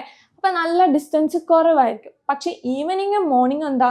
ഡിസ്റ്റൻസ് നല്ല രീതിക്ക് കൂടുതലായിരിക്കും കേട്ടോ. എന്താണ്? ഡിസ്റ്റൻസ് നല്ല രീതിക്ക് കൂടുതലായിരിക്കും. അപ്പം എന്ത് ചെയ്യും? അവിടെ നിന്ന് വന്ന ലൈറ്റ് ഓൾമോസ്റ്റ് എന്ത് ചെയ്യും? സ്കാറ്ററിങ് ചെയ്ത് ഇങ്ങനെ സ്പ്ലിറ്റായിട്ട് പോകും. അതുകൊണ്ടാണ് സ്കാറ്ററിങ് ചെയ്യുന്ന ഏറ്റവും കൂടുതൽ സ്കാറ്ററിങ് സംഭവിക്കുന്നത് ബ്ലൂ, വയലറ്റ്, ഇൻഡിഗോ ഒക്കെയാണ്. അപ്പം അതിനൊക്കെ കൂടുതൽ സ്കാറ്ററിങ് സംഭവിക്കും. അപ്പം സ്കാറ്ററിങ് ചെയ്യാണ്ട് മാക്സിമം നിൽക്കുന്നത് ആരാ? നമ്മുടെ റെഡും ഓറഞ്ചും ഒക്കെയാണ് സ്കാറ്ററിങ് ചെയ്യാണ്ട് നിൽക്കുക. അതുകൊണ്ടാണ് നമുക്ക് ഈവനിങ്ങും മോർണിംഗും ആകുമ്പോഴേക്കും ഈ രണ്ട് ലൈറ്റ്സും നല്ല രീതിക്ക് നമുക്ക് കാണണം. നമ്മുടെ ആകാശത്ത് ഫുള്ളും എന്ത് സംഭവിക്കും? ആ കളേഴ്സ് ഇങ്ങനെ നിലനിൽക്കുന്നുണ്ടാവും കേട്ടോ. അപ്പം നിങ്ങൾക്ക് മനസ്സിലായില്ലേ? അപ്പം ദേ നോക്കിക്കോ. Why do the sun appear red and yellow or orange during sunrise and sunset? During sunrise and sunset, the light reaches from the horizon has to travel long distance through the atmosphere. During this long journey, color or shorter wavelength would be almost fully lost due to scattering. Then the red light, which undergoes only less amount of scattering, decides the color of the horizon. This is why the sun appear red during the sunrise and sunset. അപ്പം മനസ്സിലായല്ലോ? Miss പറഞ്ഞത് തന്നെ. എന്താണ്? നമ്മൾ രാവിലെയും വൈകിട്ടാകുമ്പോൾ എന്താ distance കൂടുതലായിരിക്കും അല്ലേ. ആ ഡിസ്റ്റൻസ് കൂടുതലാകുമ്പോഴേക്കും എന്ത് ചെയ്യും? ഓൾമോസ്റ്റ് എല്ലാ കളേഴ്സും സ്കാറ്ററിങ് ചെയ്ത് പോകും. റെഡും ഓറഞ്ചൊക്കെ എന്ത് ചെയ്യും? സ്കാറ്ററിങ് ഒന്നും സംഭവിക്കില്ല. അപ്പം അതുകൊണ്ടാണ് നമ്മൾ ഈവനിങ്ങും മോർണിംഗും ആ കളേഴ്സ് കാണുന്നുണ്ടാവും കേട്ടോ. അപ്പം നിങ്ങൾക്ക് മനസ്സിലായല്ലോ എന്തുകൊണ്ടാണ് സ്കൈയിൽ ബ്ലൂ കളർ വന്നതെന്നും ഈവനിങ്ങും മോർണിംഗും റെഡും ഓറഞ്ച് കളർ വന്നതെന്ന് മനസ്സിലായില്ലേ? ഓക്കെ. അപ്പം നമ്മളിപ്പോൾ എങ്ങനെയാണ് ആകാശത്ത് റെഡ് കളറൊക്കെ വന്നതെന്ന് നോക്കിയല്ലേ. ഇനി നമ്മൾ വേറെ കുറച്ച് കാര്യങ്ങളിലേക്ക് പഠിക്കാം. നമ്മൾ പറഞ്ഞു നമ്മൾ കാണുമ്പോൾ കണ്ണിൽ പലതരം കാഴ്ചകളൊക്കെ കാണുന്നുണ്ട്, നമ്മൾ കളർഫുൾ ആണെന്ന്. അപ്പം നമ്മൾ കാണുന്നത് എന്തുകൊണ്ടാണ്? നമ്മുടെ കണ്ണുകൊണ്ടാണ് അല്ലേ? അപ്പോൾ കണ്ണിനെ കുറിച്ച് കുറച്ച് കാര്യങ്ങളിലേക്ക് പോകാം. അപ്പം നിങ്ങൾ വിചാരിക്കും ഇത് ബയോളജി ക്ലാസ് ആയോ എന്ന്. പക്ഷേ ബയോളജി ക്ലാസ് അല്ല, നമുക്ക് ഫിസിക്സിലും കുറച്ച് കണ്ണ് വേണ്ട ആവശ്യങ്ങളുണ്ട്. അതായത് ഐ ആൻഡ് വിഷനെ കുറിച്ചാണ് നമ്മളിനി പഠിക്കാൻ പോകുന്നത്. അപ്പോൾ ബേസിക് ആയിട്ടുള്ള കാര്യങ്ങളാണ്, നിങ്ങൾ ഓൾറെഡി 9th സ്റ്റാൻഡേർഡിലൊക്കെ പഠിച്ചിട്ടുള്ള കാര്യങ്ങളാണ്. അപ്പോൾ നിങ്ങൾ വിചാരിക്കും ടഫാണോ, അയ്യോ നല്ല ടഫാണ്, മിസ്സിന് അത് മനസ്സിലാകുമെന്നൊക്കെ വിചാരിക്കും. പക്ഷെ വേണ്ട, ബയോളജി ഇഷ്ടമല്ലാത്തവർ പോലും ഇത് കേൾക്കുമ്പോൾ ബയോളജി ഇഷ്ടപ്പെടുമായിരിക്കും. ഓക്കെ, അപ്പം ഇനി നമ്മൾ അടുത്ത പഠിക്കാൻ പോകുന്നത് ഐ ആൻഡ് വിഷൻ എന്ന് പറഞ്ഞ ഇതാണ്. ഓക്കെ, ഇത് നോക്കിയേ, ഇതൊരു എക്സ്പെരിമെൻ്റ് ആണ്. നമുക്ക് എക്സ്പെരിമെൻറ്റിൽ തന്നെ തുടങ്ങാം. അപ്പോൾ ഇത് നോക്കിയേ, ഇതൊരു ലെൻസാണ്, ഇതൊരു കോൺവെക്സ് ലെൻസാണ്, കോൺവെക്സ് ലെൻസ്. അപ്പോൾ അതേ കോൺവെക്സ് ലെൻസിലേക്ക് ഞാൻ എന്ത് ചെയ്തു, ഒരു മെഴുകുതിരി ഇങ്ങനെ കത്തിച്ചു വെച്ചു. എന്താണ് ഒരു മെഴുകുതിരി കത്തിച്ചു വെച്ചു. ആ മെഴുകുതിരി എന്ത് ചെയ്തു, പർട്ടിക്കുലർ ഇത്രയും ഡിസ്റ്റൻസിൽ നിന്ന് എന്ത് ചെയ്തു, ഒരു ലെൻസ് വെച്ചിട്ടുണ്ട്. അഫ്കോഴ്സ് കോൺവെക്സ് ലെൻസാണ്. നമ്മൾ ഓൾറെഡി ഡീറ്റെയിൽ ആയിട്ട് പഠിക്കും കോൺവെക്സ് ലെൻസിനെ കുറിച്ച്. എന്നാലും മിസ് പറയാം, കോൺവെക്സ് ലെൻസ് എന്ത് ചെയ്യും, ലൈറ്റ്സിനൊക്കെ ഒരു പോയിന്റിലേക്ക് കൺവേർജ് ചെയ്യും. ഇറ്റ്സ് എ കൺവേർജിങ് ലെൻസ് എന്നും കൂടി പറയും. എന്താണ് convex lens? Is A converging lens ആണ്. കൺവേർജിങ് എന്ന് വെച്ച് കഴിഞ്ഞാൽ എല്ലാ ലൈറ്റ്സിനെയും അത് വലിച്ചെടുത്ത് ഒരൊറ്റ പോയിന്റിലേക്ക് കൊണ്ടുവരും. അപ്പോൾ നമുക്കറിയാം ഈ മെഴുകുതിരി ആകുമ്പോൾ മെഴുകുതിരിയിൽ നിന്ന് ഇങ്ങനെ പല ലൈറ്റ്സ് വന്ന് ഇങ്ങനെ തട്ടുണ്ട്. ഈ ലൈറ്റ്സ് ഒക്കെ കൂടി എന്ത് ചെയ്യും, ഒരൊറ്റ ഇങ്ങനെ ഇതിലേക്ക് ഇങ്ങനെ വന്ന് എന്ത് ചെയ്യും, ഇവിടെ എത്തുമ്പോൾ ഒരൊറ്റ സൈഡിൽ ഇങ്ങനെ ഫോക്കസ് ആകും. എന്താണ്, ഒരൊറ്റ സൈഡിൽ ഇങ്ങനെ ഫോക്കസ് ആകും. ഫോക്കസ് ആവുന്നത് കൊണ്ട് എന്ത് സംഭവിക്കുന്നു, ഫോക്കസ് ആവുന്നതുകൊണ്ട് ഇവിടെ എന്തോ കണ്ടോ, ഇങ്ങനൊരു മെഴുകുതിരി എങ്ങനെ ഉണ്ടാകും, തലതിരിഞ്ഞ് മെഴുകുതിരി കത്തും. എന്താണ്, തലതിരിഞ്ഞ് മെഴുകുതിരി കത്താനായിട്ട് തോന്നും. അപ്പോൾ അത് എന്തുകൊണ്ടാണെന്ന് ചോദിച്ചു കഴിഞ്ഞാൽ, കോൺവെക്സ് ലെൻസിൽ നമ്മൾ റിയൽ ഇമേജ് ആണ് കാണുന്നത്. പക്ഷെ എന്തായിരിക്കും, തലതിരിഞ്ഞായിരിക്കും, ഇൻവേർട്ടഡ് ഇമേജ് ആയിരിക്കും കണ്ടാവുക. അപ്പം മിസ് എന്താ പറയാൻ കാരണം എന്ന് വെച്ചാൽ, നമുക്കറിയാം ഇതൊരു പർട്ടിക്കുലർ ഡിസ്റ്റൻസിലല്ലേ വെച്ചിട്ടുണ്ട്. അഫ്കോഴ്സ് ഇത് ഞാൻ 20 സെൻറ്റിമീറ്ററിലാണ് വെച്ചെന്ന് വിചാരിക്കും. 20 സെൻറ്റിമീറ്ററിലാണ് വെച്ചിട്ടുണ്ടായത്. അപ്പോൾ ഇത് ഈ ലെൻസും ഈ സ്ക്രീനും തമ്മിൽ ഒരു ഡിസ്റ്റൻസ് വെച്ചിട്ടുണ്ട്. അഫ്കോഴ്സ് ഈ ഒബ്ജക്റ്റും നമ്മൾ എന്ത് സാധനത്തിനാണ് വെക്കുന്നത് അതിന് നമ്മൾ എന്ത് പറയും, ഒബ്ജക്റ്റ് എന്ന് പറയും. And the output which we get, അതായത് നമുക്ക് എന്ത് ഔട്ട്പുട്ടാണോ കിട്ടുന്നത് അതിന് എന്ത് പറയും, നമ്മൾ ഇമേജ് എന്നും പറയും. എന്താണ്, നമുക്ക് കിട്ടുന്ന സാധനത്തിന് ഇമേജ് എന്നും പറയും. Okay, set. അപ്പം നമുക്കറിയാം 20 സെൻറ്റിമീറ്റർ വെച്ചു, നമ്മൾ എന്ത് ചെയ്തു, ഇതൊരു തലതിരിഞ്ഞ ഇമേജ് ആയിട്ട് കാണുന്നുണ്ട്. Okay, set. തലതിരിഞ്ഞ ഇമേജ് നമുക്ക് കണ്ടു. ഓക്കെ, ഞാൻ എന്ത് ചെയ്തു, ഈ ഇതിനെടുത്തു, ആ സെയിം മെഴുകുതിരിനെടുത്ത് കുറച്ച് ബാക്കിലായിട്ട് വെച്ചു. എന്താണ്, കുറച്ച് ബാക്കിലായിട്ട് വെച്ചു. അതായത് 30 സെൻറ്റിമീറ്റർ മാറ്റിയാണ് വെച്ചതെന്ന് വിചാരിക്കും. 30 സെൻറ്റിമീറ്റർ മാറ്റിയാണ് വെച്ചതെന്ന് വിചാരിക്കും. അപ്പം അതേ നമുക്ക് ഇമേജ് മര്യാദക്ക് കാണാൻ പറ്റുമോ? എന്താണ്, ഞാൻ വേറെ ഒന്നും മാറ്റിയില്ല. ഈ ക്യാൻഡിൽ എടുത്ത് ബാക്കിലേക്ക് 30 സെൻറ്റിമീറ്റർ ആക്കി വെച്ചു. ദെൻ ഇതിങ്ങനെ വെച്ചു. അപ്പം നമുക്ക് ഔട്ട്പുട്ട് എന്തെങ്കിലും കാണുമോ? നമുക്ക് കാണാൻ പറ്റുമോ? ഇല്ല, കാണാൻ പറ്റില്ല. കാരണം എന്താ, ഞാൻ വേറെ ഒന്നും ചേഞ്ചസ് വരുത്തിയില്ല. ഈ ക്യാൻഡിലിന് മാത്രമേ ചേഞ്ചസ് വരുത്തിയുള്ളൂ. 20 സെൻറ്റിമീറ്റർ ആയപ്പോൾ ലെൻസും പർട്ടിക്കുലർ സ്ഥലത്തിരുന്നു, സ്ക്രീനിൽ നമുക്ക് ഔട്ട്പുട്ട് കാണാൻ പറ്റി. But when we kept it 30 centimetre, 30 സെൻറ്റിമീറ്ററിലേക്ക് വെക്കുമ്പോൾ എന്ത് സംഭവിക്കുന്നു, വേറെ ഒന്നും ചേഞ്ചസ് വരുത്താണ്ട് നോക്കുമ്പോൾ എന്ത് ചെയ്യും, ഇമേജ് ഫോം ചെയ്യില്ല. ഇമേജ് ഫോം ചെയ്യില്ല. അപ്പം ഞാൻ എന്ത് ചെയ്തു, ഈ ലെൻസിനൊന്ന് കുറച്ച് നീക്കി ഒരു 12 സെൻറ്റിമീറ്റർ മാറ്റി വെച്ചു. അതായത് ഇതൊരു 10 സെൻറ്റിമീറ്റർ ആദ്യം ഇരുന്നെങ്കിൽ ഇപ്പം ഞാൻ 12 സെൻറ്റിമീറ്ററിൽ വെച്ചു. അതായത് ഇത് 30 സെൻറ്റിമീറ്ററും ഇവർ തമ്മിലുള്ള ഡിസ്റ്റൻസ് എന്താ, 12 സെൻറ്റിമീറ്റർ ആയിട്ടും വെച്ചു. ഓക്കെ, സെറ്റാക്കേ. അപ്പം നോക്കുമ്പോൾ എന്ത് സംഭവിക്കുമെന്ന് അറിയോ?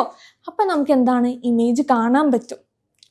ഓക്കെ, അപ്പം ഇതേ നോക്കി, ആദ്യം മിസ് എന്താ ചെയ്തിട്ടുണ്ടാവുക, ആദ്യം മിസ് ചെയ്തു 30 സെൻറ്റിമീറ്ററിൽ വെച്ചു.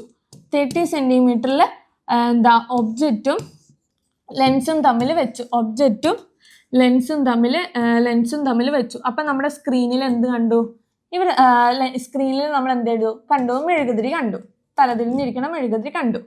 ഓക്കെ, പിന്നെ മിസ് എന്ത് ചെയ്തു, 30 അല്ല, നമ്മൾ ആദ്യം വെച്ചെന്താ 20 സെൻറ്റിമീറ്റർ ആട്ടോ. എന്താണ്, 20 സെൻറ്റിമീറ്റർ. ഓക്കെ, ദെൻ നമ്മൾ എന്ത് ചെയ്തു, ഇത് 30 സെൻറ്റിമീറ്ററിൽ വെച്ചു വിത്തൗട്ട് ചേഞ്ചിങ് ദ ലെൻസിന് ഒരു ചേഞ്ചസും വരുത്താണ്ട് നമ്മൾ വെച്ചു. അപ്പം നമുക്ക് ഇമേജ് കാണാൻ പറ്റുമോ? ഇമേജ് ഫോം ചെയ്യുമോ? ഇവിടെ ഒന്നും ഫോം ചെയ്യില്ല, ഇമേജ് ഒന്നും ഉണ്ടാവില്ല. പക്ഷേ അപ്പം ഞാൻ എന്ത് ചെയ്തു, 30 സെൻറ്റിമീറ്റർ, 30 എന്ന് പറയുമ്പോൾ നേരത്തെ വെച്ച സ്ഥലത്ത് തന്നെ വരക്കാം. ഓക്കെ, 30 സെൻറ്റിമീറ്റർ തന്നെ വെച്ചു. ഇത് ഒബ്ജക്റ്റ് ആണ്, 30 സെൻറ്റിമീറ്റർ തന്നെ വെച്ചു. ദെൻ എന്താ ചെയ്തത്, ലെൻസും ഈ സ്ക്രീനും തമ്മിൽ 12 സെൻറ്റിമീറ്റർ മാറ്റി വെച്ചു. എന്താണ് 12 സെൻറ്റിമീറ്റർ മാറ്റി വെച്ചു.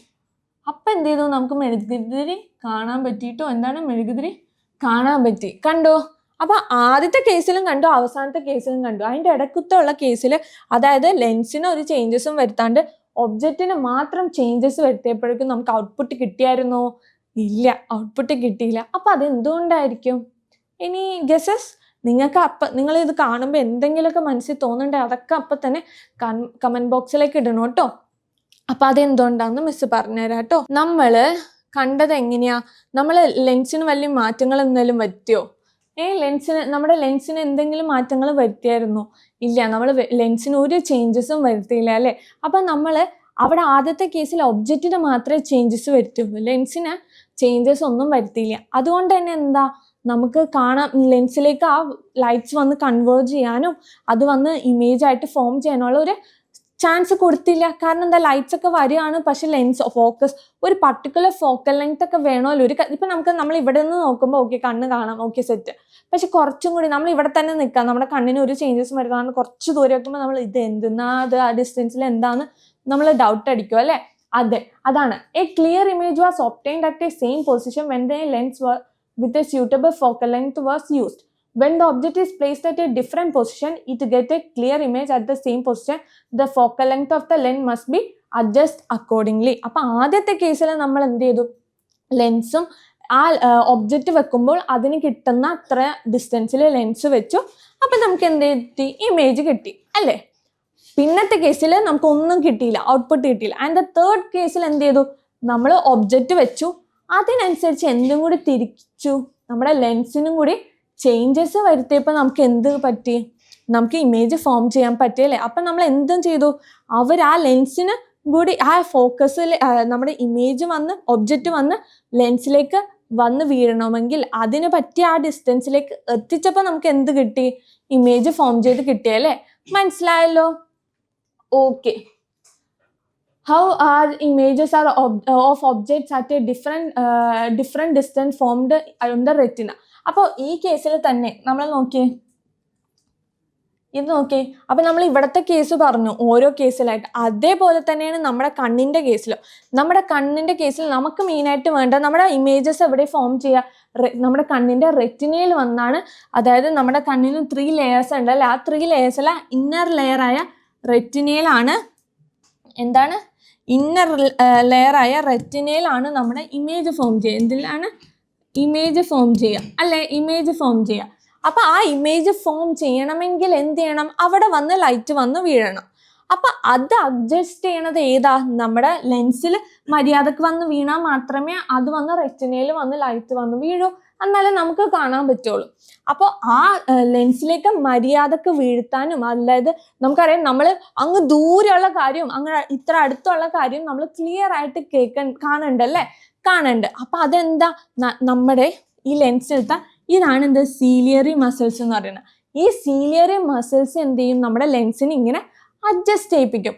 ആ അഡ്ജസ്റ്റ്മെന്റ് കാരണമാണ് എന്ത്, നമുക്ക് ദൂരെയുള്ള ഡിസ്റ്റൻസും അടുത്തുള്ള ഡിസ്റ്റൻസും എന്ത് ചെയ്തു, അതിനനുസരിച്ച് നമ്മൾ എന്ത് ചെയ്താലാണ് കണ്ണിന് ആ കാഴ്ച നമ്മുടെ കണ്ണിലേക്ക് എത്തുക, അത് നമ്മുടെ സിലിയറി മസിൽസിന് അറിയാം.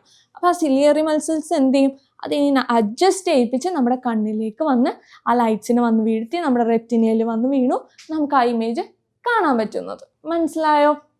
അപ്പോൾ അതാണ് ഇവിടെ പറഞ്ഞത്.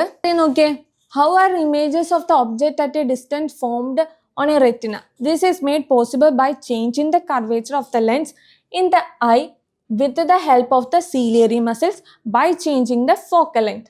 When the ciliary muscles contract, the curvature of the lens increase and the focal length decrease.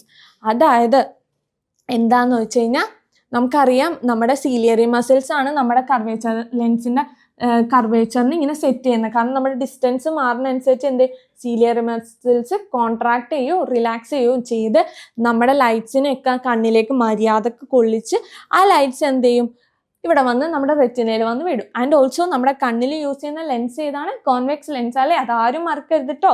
എന്താണ് കണ്ണിൽ യൂസ് ചെയ്യുന്ന ലെൻസ് ഏതാ? കോൺവെക്സ് ലെൻസ് ആണ്. സോ ആ കോൺവെക്സ് ലെൻസിനെ നമ്മുടെ സീലിയറി മസിൽസ് എന്ത് ചെയ്യും ഇങ്ങനെ അഡ്ജസ്റ്റ് ചെയ്യിപ്പിച്ച് ലൈറ്റ്സ് വന്ന് റെറ്റിനയിൽ വന്ന് വീഴ്ത്താനുള്ള ചാൻസ് കൊടുക്കുന്നു. ഓക്കെ, അപ്പോൾ ഈ കർവേച്ചർ കോൺട്രാക്ട് ചെയ്യുമ്പോൾ കർവേച്ചറിന് കോൺട്രാക്ഷൻ സംഭവിക്കുമ്പോഴേക്കും എന്ത് സംഭവിക്കുന്നു? കോൺട്രാക്ഷൻ സംഭവിക്കുമ്പോൾ ഫോക്കൽ ലെങ്ത് എന്താവുന്നു? ചെറുതാവുന്നു. എന്താണ് ഫോക്കൽ ലെങ്തിന് ചെറുത് പറ്റുന്നു. അതായത് ciliary muscles contract the curvature of the ലെൻസും എന്ത് ചെയ്യും? ഇൻക്രീസ് ചെയ്യും. അതായത് ആ സീലിയറി മസിൽസ് ഇങ്ങനെ കോൺട്രാക്ഷൻ സംഭവിക്കുമ്പോൾ നമ്മുടെ എന്ത് കർവേച്ചർ ഇങ്ങനെ വികസിക്കും. അപ്പോൾ വികസിക്കുമ്പോൾ എന്ത് സംഭവിക്കും? ഫോക്കൽ ലെങ്ത് എന്ത് ചെയ്യും? ഡിക്രീസ് ആകും. അപ്പം നമുക്ക് ആ ഇമേജ് നല്ല ക്ലിയർ ആയിട്ട് കാണാൻ പറ്റും. ചില കേസിൽ അങ്ങനെ വേണം. ആൻഡ് ചില കേസിൽ എന്താണ് നമ്മുടെ സീലിയറി മസിൽസ് എന്ത് ചെയ്യും? റിലാക്സ് ആകും. റിലാക്സ് ആകുമ്പോൾ എന്ത് ചെയ്യും? നമ്മുടെ ലെൻസിന് എന്ത് സംഭവിക്കും? ലെൻസിന്റെ കർവേച്ചർ എന്ത് ചെയ്യും? ഡിക്രീസ് ആകും. ആ ഡിക്രീസ് ആവുന്ന മൂലം എന്താ? ഫോക്കൽ ലെങ്ത് കൂടുന്നു. അപ്പോഴത്തേ നമുക്കറിയാം നമ്മുടെ ഈ കേസിൽ നമുക്ക് ഇമേജ് കിട്ടാൻ വേണ്ടി നമ്മൾ എന്ത് ചെയ്തു? ലെൻസ് മാറ്റി, ക്യാൻഡിൽ മാറ്റി, സ്ക്രീനൊക്കെ അഡ്ജസ്റ്റ് ചെയ്യാൻ പറ്റി. പക്ഷെ നമ്മുടെ കണ്ണിൽ നമുക്ക് അങ്ങനെ ചെയ്യാൻ പറ്റുമോ? നമ്മുടെ കണ്ണിൻ്റെ ഐബോളൊക്കെ എടുത്ത് മാറ്റി, അല്ലെങ്കിൽ ഈ ഡിസ്റ്റൻസ് ആണ് ഇവിടെ കൊണ്ടുവന്ന് കണ്ണ് വെക്കണം, അല്ലെങ്കിൽ ഈ ഡിസ്റ്റൻസിലുള്ള ഒബ്ജക്റ്റ് ആണ് ഇവിടെ കൊണ്ടുവന്ന് വെക്കണം, അങ്ങനെ നമുക്ക് പറ്റില്ലല്ലേ? അപ്പം അത് അഡ്ജസ്റ്റ് ചെയ്യാൻ വേണ്ടി എന്ത് കഷ്ടപ്പെടുന്നു? നമ്മുടെ സീലിയറി മസിൽസ് കോൺട്രാക്ട് ചെയ്യും, റിലാക്സ് ചെയ്യുമ്പോൾ നമ്മുടെ എന്ത് സംഭവിക്കുന്നു? നമ്മുടെ ലെൻസിന് ഇൻക്രീസും ഡിക്രീസും സംഭവിക്കുന്നു. അപ്പം എന്ത് ചെയ്യും? ഈ ഫോക്കൽ ലെങ്ത്, ഈ ഡിസ്റ്റൻസ് തമ്മിൽ അതായത് നമ്മുടെ ഒബ്ജക്റ്റും നമ്മുടെ ലെൻസും തമ്മിൽ ഫോക്കൽ ലെങ്ത് എന്ത് ചെയ്യും? ചേഞ്ചസ് വരുത്തുന്നു. അങ്ങനെയാണ് നമ്മുടെ കണ്ണിൽ നമ്മൾ ഓരോ കാഴ്ചകൾ കാണുന്നുണ്ടാവുക കേട്ടോ. മനസ്സിലായല്ലോ? Okay. What change will occur in the curvature of lens while looking at a distant object? Distant object വെക്കുമ്പോഴേക്കും നമ്മുടെ കണ്ണിന് എന്ത് സംഭവിക്കുന്നു? ഡിസ്റ്റന്റ് ഒബ്ജക്റ്റ് വെക്കുമ്പോൾ നമ്മുടെ കർവേച്ചറിന് എന്ത് സംഭവിക്കുന്നു? ഡിക്രീസ് ആകും. കർവേച്ചർ ഓഫ് ലെൻസ് എന്ത് സംഭവിക്കുന്നു? Decreases. What about the focal length when the curvature decreases? Curvature decreases ആകുമ്പോൾ എന്ത് സംഭവിക്കുന്നു? ഫോക്കൽ ലെങ്ത് ഇൻക്രീസ് ആവുന്നു. അപ്പം ഇങ്ങനെ ആലോചിച്ചാൽ മതി. മിസ് നല്ല ക്ലിയർ ആയിട്ട് പറഞ്ഞുതരാം. അപ്പം അതേ നോക്കിയേ, ഇനി നമുക്ക് നിയർ ഒബ്ജക്റ്റ് കാണണം. നിയർ ഒബ്ജക്റ്റ് കാണണം. അപ്പം നമ്മുടെ കണ്ണിൽ കാണണമെങ്കിൽ നമുക്കറിയാം നമ്മുടെ സീലിയറി മസിൽസ് എന്ത് സംഭവിക്കും? സീലിയറി മസിൽസ് കോൺട്രാക്ട് ചെയ്യും. എന്താണ് സീലിയറി മസിൽസിന് എന്ത് സംഭവിക്കും?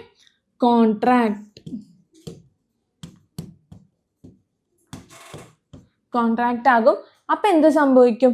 നമ്മുടെ കർവേച്ചറിന് എന്ത് ചെയ്യും? ലെൻസ് എന്ത് ചെയ്യും? കർവേച്ചർ എന്ത് സംഭവിക്കും? ഇൻക്രീസ് ആവും അല്ലേ? കർവേച്ചർ എന്ത് ചെയ്യും? ഇൻക്രീസ് ആകും.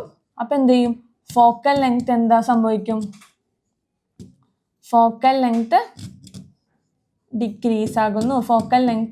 ഡിക്രീസ് ആകുന്നു. മനസ്സിലായല്ലോ? ഇനി ഡിസ്റ്റന്റ് ഒബ്ജക്റ്റ് ആണെങ്കിൽ എന്ത് സംഭവിക്കും? സീലിയറി മസിൽസ് എന്ത് സംഭവിക്കുന്നു? സീലിയറി മസിൽസിന് റിലാക്സ് ചെയ്യും. എന്താണ് ciliary muscles? Relax. And lens curvature of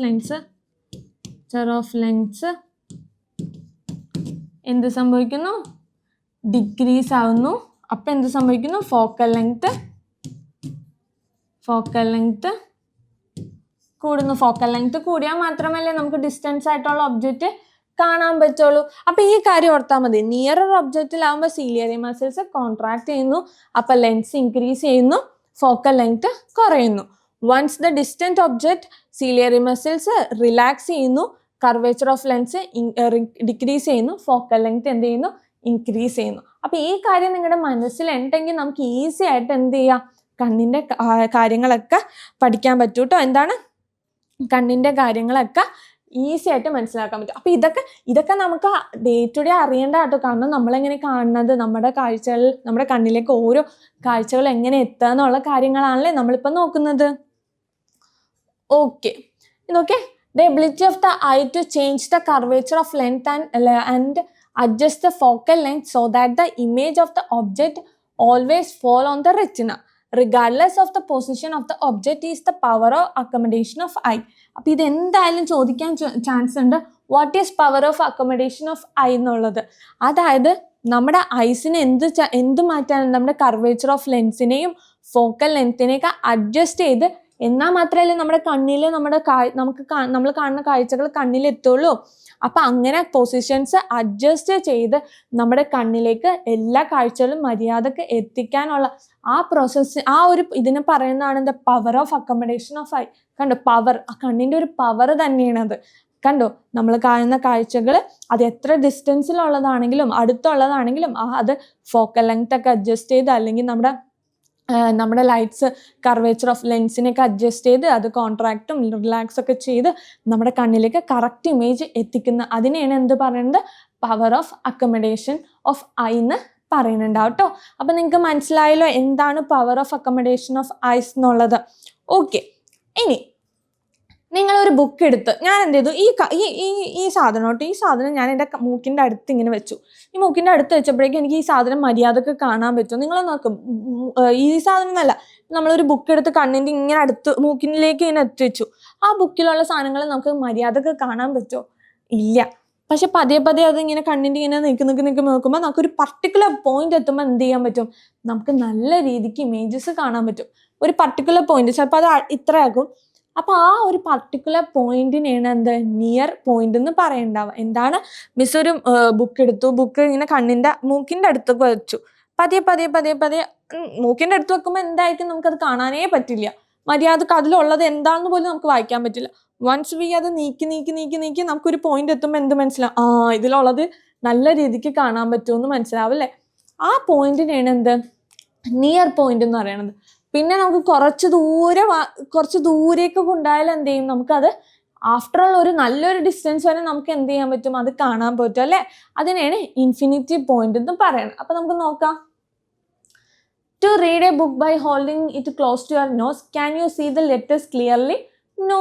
നമ്മളൊരു ബുക്ക് എടുത്ത് നമ്മുടെ മൂക്കിലിൻ്റെ അടുത്തേക്ക് വെച്ചിട്ട് അത് വായിക്കാൻ പറഞ്ഞാൽ കോങ്കണ്ണായി പോകുള്ളൂ, കാരണം നമുക്കത് വായിക്കാൻ പറ്റില്ല. What if you move the book away?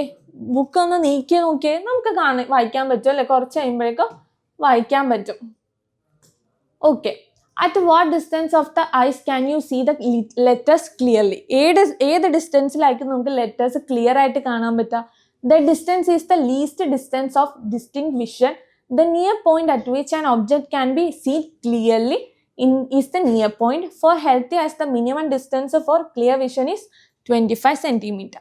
അപ്പോൾ മിസ് പറഞ്ഞു, നമ്മളിങ്ങനെ മൂക്കിൽ നിന്ന് കുറച്ചിങ്ങനെ നീക്കി വെക്കുമ്പോൾ ഒരു പർട്ടിക്കുലർ പോയിന്റ് എത്തുമ്പോൾ നമുക്ക് എന്ത് ചെയ്യാൻ പറ്റും, ആ ബുക്കിലുള്ള ലെറ്റേഴ്സ് കാണാൻ പറ്റും അല്ലേ. ആ പർട്ടിക്കുലർ പോയിന്റ് എന്താണ്, നിയർ പോയിന്റ് എന്നും പറയും. അത് സാധാരണ ഹെൽത്തി ഐസിൽ നമ്മളൊരു സാധാരണക്കാരുടെ ഇടയിൽ എന്താണ്, ആ ഡിസ്റ്റൻസ് എന്ന് പറഞ്ഞാൽ 25 സെൻറ്റിമീറ്റർ ആണ്. നിങ്ങൾ വേണമെങ്കിൽ എക്സ്പെരിമെൻ്റ് ആയിട്ട് ചെയ്ത് നോക്കിക്കോളൂ. ഒരു ബുക്ക് എടുത്തിട്ട് നമ്മളൊരു കണ്ണിൻ്റെ 25 സെൻറ്റിമീറ്റർ മാറ്റി വെക്കുമ്പോൾ അത് എത്ര നമുക്ക് വായിക്കാൻ പറ്റുന്നുണ്ടോ, ക്ലാരിറ്റിയോട് വായിക്കാൻ പറ്റുന്നുണ്ടോ, അതാണ് എന്ത്, നിയർ പോയിന്റ് എന്ന് പറയുന്നുണ്ടാവുക. അതൊരു ഹെൽത്തി ഐസിനാണ്. ചിലവരുടെയൊക്കെ കണ്ണിന് ചില കംപ്ലയിൻസ് ഒക്കെ ഉണ്ടെങ്കിൽ അത് മാറാം, 25 മാറാം. സ്റ്റിൽ ഒരു സാധാരണക്കാരുടെ ഒരു ഇത് എത്രയാണ്, 25 സെൻറ്റിമീറ്റർ. അപ്പോൾ ആ 25 സെൻറ്റിമീറ്ററിൽ വെച്ച് കഴിഞ്ഞാൽ നമുക്ക് അപ്പോഴേക്കും നല്ല രീതിക്ക് ബുക്കാണെങ്കിൽ എന്ത് സാധനമാണെങ്കിലും അതിലുള്ളത് ക്ലിയർ ആയിട്ട് മനസ്സിലാകും. What is the maximum distance at which an object can be seen clearly? Maximum distance ഏതാ? The fastest point at which an object can be seen clearly is the far point. നമ്മൾ ഏറ്റവും ദൂരെ വെച്ച് ഏത് ഡിസ്റ്റൻസിലാണോ നമുക്കത് കാണാൻ പറ്റുന്നത്, ദൂരെ വെക്കുമ്പോഴേ ആ പോയിന്റിനാണ് നമ്മൾ എന്താ പറയുക, ഫാർ പോയിന്റ് എന്ന് പറയുന്നത്. ആ ഫാർ പോയിന്റ് ഡിപ്പെൻഡ് നമ്മുടെ ഓരോ ആൾക്കാരുടെയും ഹെൽത്ത് അനുസരിച്ച് മാറും. ചിലവർക്ക് നല്ല ഡിസ്റ്റൻസിൽ വെച്ചാലും കാണാൻ പറ്റും, ചിലർക്ക് അത്രയും ഡിസ്റ്റൻസ് പറ്റില്ല, എന്നാലും സ്റ്റിൽ ഡിസ്റ്റൻസ് വെച്ചാൽ കാണാൻ പറ്റും. അപ്പം അത് നമുക്കൊരു ഇതല്ല, പർട്ടിക്കുലർ ആയിട്ട് പറയാൻ പറ്റില്ല. അപ്പം this distance is considered to be infinity. കണ്ടോ, അത് നമുക്ക് എന്തായിട്ട് ഒരു ഇൻഫിനിറ്റി ആയിട്ട് പറയാൻ പറ്റുള്ളൂ. അത് ഓരോരുത്തരുടെ കേസിലും മാറാനും ചാൻസ് ഉണ്ട്. അതുകൊണ്ട് നമ്മൾ എന്ത് പറയും, ആ പോയിന്റിന് എന്ത് ഇൻഫിനിറ്റി എന്ന് മാത്രമേ പറയാൻ പറ്റുള്ളൂ. കാരണം ഡിസ്റ്റൻസ് നമുക്ക് അത്ര അളക്കാനൊന്നും പറ്റില്ല.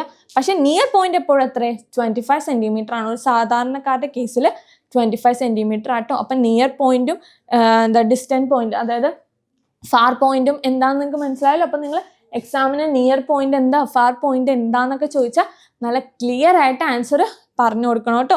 സോറി, എഴുതണം കേട്ടോ. നല്ലോണം എഴുതാൻ പറ്റും. കാരണം സിമ്പിൾ അല്ലേ. നിയർ പോയിന്റ് എന്ന് വെച്ച് കഴിഞ്ഞാൽ നമുക്ക് ഏറ്റവും അടുത്തുള്ള ഏറ്റവും അടുത്ത് നമുക്ക് ഒരു സാധനം ക്ലിയർ ആയിട്ട് വായിക്കാൻ പറ്റിയ നിയർ പോയിന്റ്. ഫാർ പോയിന്റ് എന്ന് വെച്ചാൽ ഏറ്റവും മാക്സിമം ഡിസ്റ്റൻസിൽ നമുക്കൊരു സാധനം ക്ലിയർ ആയിട്ട് വായിക്കാൻ പറ്റിയ അത് maximum far point. Simple. And near point എന്ന് പറയുന്നത് എപ്പോഴും 25 സെന്റിമീറ്റർ ആയിരിക്കും ഒരു യൂഷ്വൽ ഹെൽത്തി ഐന്റെ കേസിൽ. ഓക്കെ, മനസ്സിലായില്ലേ? അപ്പം നമ്മൾ എന്താ നമ്മുടെ കണ്ണ് ഓറിയന്റഡ് ആയിട്ട് ഐ ആൻഡ് വിഷൻ എന്നുള്ള കാര്യങ്ങളോട് നമുക്ക് അറിയാം. ഒരു ഹെൽത്തി പേഴ്സൻ്റെ എത്രയാണ് നിയർ പോയിന്റ്, എത്രയാണ് ഫാർ പോയിന്റ്, അതൊക്കെ നമ്മൾ കേട്ടല്ലേ. എല്ലാം നമ്മൾ അടിപൊളിയായിട്ട് കേട്ടു, നമ്മൾ പഠിച്ചു അതൊക്കെ എന്താണെന്നുള്ളത്. ഇനി നമുക്കറിയാം ഒരു ഹെൽത്തി പേഴ്സൻ്റെ കാര്യം മാത്രം നമുക്ക് പഠിച്ചാൽ മതിയോ? കുറച്ചൊക്കെ കണ്ണ് കാണാത്തവരായിട്ടുള്ള ആൾക്കാരുണ്ടല്ലേ. ഇപ്പം എന്നെ പോലെ ഞാൻ കണ്ണടയൊക്കെ വെച്ചിരിക്കുക. ചിലവർക്ക് എന്ത് ചെയ്യും, ദൂരെ ഉള്ളത് കാണാൻ പറ്റില്ല, ചിലവർ അടുത്തുള്ളത് കാണാൻ പറ്റില്ല. അങ്ങനത്തെ കുറേ ഇഷ്യൂസ് ആയിട്ട് നമ്മൾ കേൾക്കാറുണ്ട്. ആൻഡ് ഓൾസോ ഈ വീഡിയോ കാണുന്നവർ കുറേ പേരുണ്ടാവും അല്ലേ, കണ്ണട വെച്ചും അല്ലെങ്കിൽ കണ്ണട വെക്കാണ്ട് തന്നെ കണ്ണ് കാഴ്ച കുറവാണ്, സ്റ്റിൽ കണ്ണട വെക്കാനൊരു മടി ഉള്ളവരുണ്ട്. ചിലവർ ലെൻസ് വെച്ച് കാണുന്നവരുണ്ട്. അങ്ങനെ പല കേസും ഉണ്ടല്ലേ. അപ്പം അതൊക്കെ എന്തുകൊണ്ടാണ് അവർക്ക് അങ്ങനത്തെ ഒരു ഡിഫക്റ്റ് വന്നിട്ടുണ്ടാവുക? കാരണം എന്താണ്? അതൊക്കെയാണ് ഇന്ന് നമ്മൾ പഠിക്കാൻ പോകുന്നത്. അതോടെ നമുക്ക് സെക്ഷൻസ് തീരാറായി, ഓൾമോസ്റ്റ് തീർന്നു. ഓക്കെ, അപ്പം അതാണ് നമ്മൾ നോക്കാൻ പോകുന്നത്. ഇതാണ് മയോപ്പിയ അല്ലെങ്കിൽ ഷോർട്ട് സൈറ്റ് എന്ന് പറയുന്നത്. എന്താണ് മയോപ്പിയ അല്ലെങ്കിൽ നമ്മൾ ഷോർട്ട് സൈറ്റ് എന്ന് പറയുന്നുണ്ടാവുക.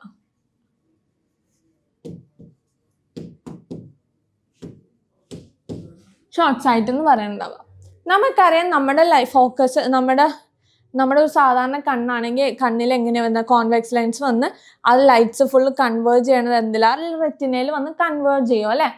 പക്ഷേ ഈ മയോപ്പിയ അല്ലെ ഷോർട്ട് സൈറ്റ്നെസ് ഉള്ളവർക്ക് എന്താ സംഭവിക്കാന്ന് വെച്ച് കഴിഞ്ഞാൽ അവർക്ക് എന്ത് സംഭവിക്കും? ഇങ്ങനെ ലൈറ്റ്സ് വന്ന് വീഴുന്നു, ലെൻസിലേക്ക് വന്ന് വീഴുന്നു. ലെൻസ് എന്ത് ചെയ്യും? കൺവേർജ് ചെയ്യും. അതായത് ലൈറ്റ്സിനെല്ലാം കൂടി ഒരു ഒറ്റ പോയിന്റിലേക്ക് വരുത്തും. പക്ഷേ അത് റെറ്റിനയിലല്ല വീഴ്ത്തുക. അതിന് പകരം എന്ത് ചെയ്യും? റെറ്റിനയുടെ ഫ്രണ്ടിൽ വന്ന് എന്ത് ചെയ്യും? അവരുടെ ലൈറ്റ്സ് വന്ന് ഫോക്കസ് ചെയ്യും. ശരിക്കും വന്ന് വീഴേണ്ടത് എവിടെയാണ്? റെറ്റിനയിലാണ്. പക്ഷെ കൺവേർജ് ചെയ്ത് വീഴുന്നത് എവിടെയാ? റെറ്റിനയുടെ ഫ്രണ്ടിലാണ്. അതുമൂലം അവർക്ക് എന്താ സംഭവിക്കാം? അവർക്ക് ഡിസ്റ്റന്റ് ഒബ്ജക്ട്സ് കാണാൻ പറ്റിയില്ല. പക്ഷെ അടുത്തുള്ളത് ക്ലിയർ ആയിട്ട് കാണാൻ പറ്റും, പക്ഷെ ദൂരെ ഉള്ളത് കാണാനേ പറ്റില്ല. അപ്പൊ അതാണ് ഷോർട്ട് സൈറ്റ് അഥവാ മയോപ്പിയ എന്ന് പറയുന്നത്. അപ്പൊ എന്താണ്? ഡിസ്റ്റന്റ് ഒബ്ജക്റ്റ് കാണില്ല, പക്ഷെ അടുത്തുള്ള ഇമേജസ് ഒക്കെ കാണാം. ഇപ്പൊ ആസ് എ ട്യൂട്ടർ എനിക്ക് ഷോർട്ട് സൈറ്റ്നെസ് ആണ്. കാരണം എന്താണെന്ന് വെച്ചാൽ എനിക്ക് ദൂരെ ഉള്ളത് കാണാൻ പറ്റില്ല, ക്ലിയർ അല്ല, പക്ഷെ അടുത്തുള്ളത് കാണാം. അപ്പൊ അത് മാറ്റാൻ വേണ്ടി ഞാൻ എന്ത് ചെയ്തു? ഈ കണ്ണട വെച്ചു. അപ്പൊ നമുക്കത് നോക്കാം. അപ്പൊ എന്താണ് എന്ന് മനസ്സിലായല്ലോ. അപ്പോൾ ഇങ്ങനെയാണ് നമുക്കറിയാം ഷോർട്ട് സൈറ്റ് ഫോം ചെയ്യണത്. അപ്പോൾ എവിടെയാണ് ശരിക്കും ആ ലൈറ്റ്സ് വന്ന് കൺവേർജ് ചെയ്യണത്? In front of the retina. Okay, some people can see nearby object clearly but cannot see the distant object. This defect of the eye is called short sightedness. കണ്ടോ, ദൂരെ ഉള്ളത് കാണാൻ പറ്റില്ല, പക്ഷെ അടുത്തുള്ളത് ക്ലിയർ ആയിട്ട് കാണാൻ പറ്റും. അതിന് ഷോർട്ട് സൈറ്റ്നെസ് എന്ന് പറയണ്ടാവുക. When an object is placed at a distance p as shown in the figure, where will the image formed? നമ്മൾ ഈ കേസിൽ കണ്ടോ, ഇവിടെ പിയിൽ ഒബ്ജക്റ്റ് വെച്ചപ്പോൾ ഇമേജ് എവിടെ ഫോം ചെയ്ത? In front of the eye അല്ലേ. എന്താണ്? ഇൻ ഫ്രണ്ട് ഓഫ് ഐ അല്ല, in front of retina. In front of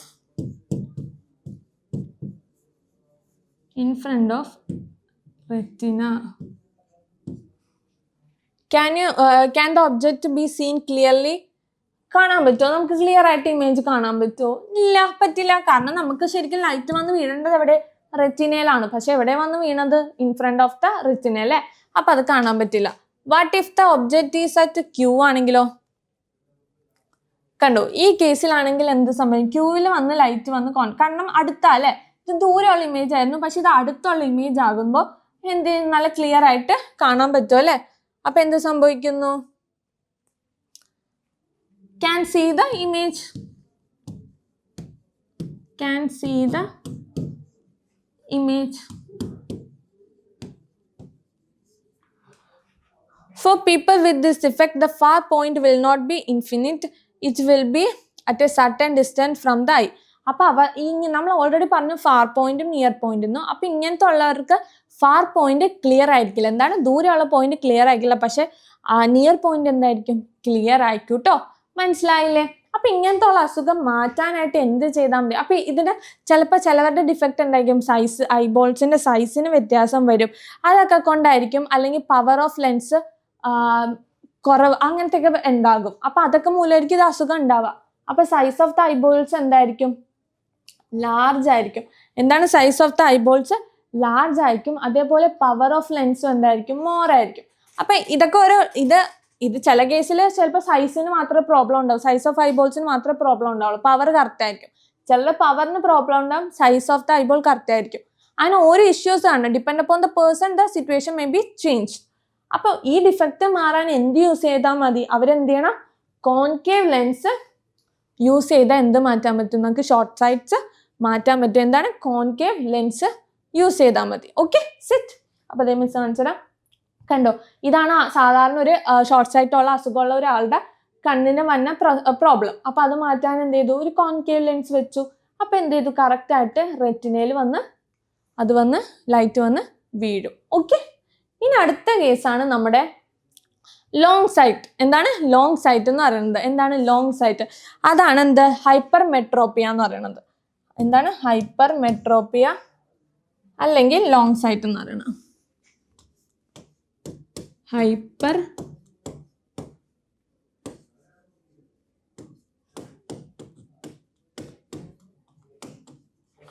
മെട്രോപ്പിയ അഥവാ ലോങ് സൈറ്റ് എന്ന് പറയുന്നത്.